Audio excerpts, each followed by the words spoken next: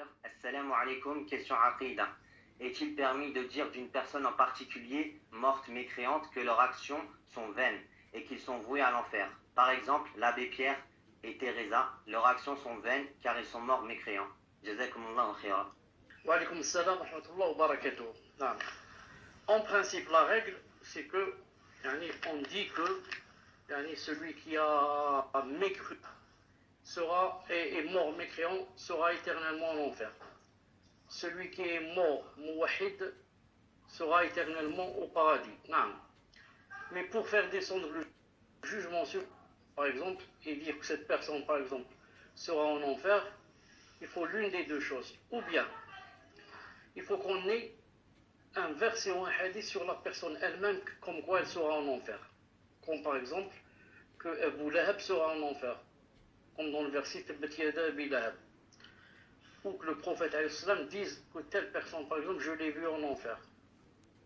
Sinon maintenant, si c'est la même chose pour le paradis. Pour le paradis, il faut avoir, par exemple, un verset ou un hadith qui dit, par exemple, que telle personne sera au paradis.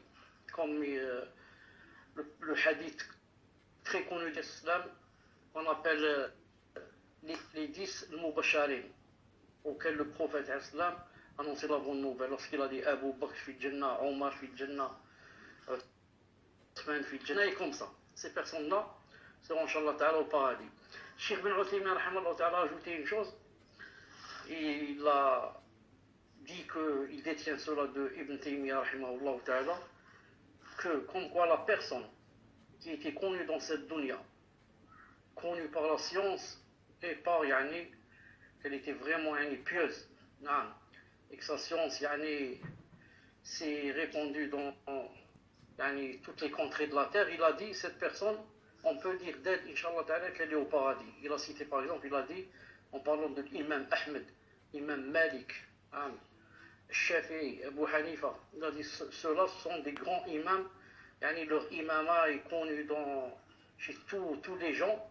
Une personne pareille, il a dit, on peut dire d'elle, Inch'Allah ta'ala, qu'elle est au paradis, ou du moins qu'elle sera au paradis. En revenant à notre question, pour dire par exemple, une personne mécréante, qu'elle est en enfer, qu'elle sera en enfer, il faut qu'on soit sûr qu'elle soit morte sur la mécréance.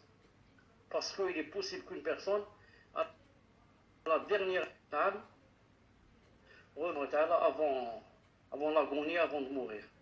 Donc, maintenant, si on est sûr qu'une personne est morte sur la mécréance, nous, nashhad, que la personne donc sera éternellement en enfer.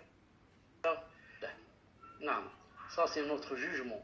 Quant à ce qui va se passer au Qiyamah, Allah subhanahu wa ta'ala, si cette personne est excusée ou pas, ce sera elle et Allah subhanahu wa ta'ala. Allah azza wa jal a'lam. Tfaddal.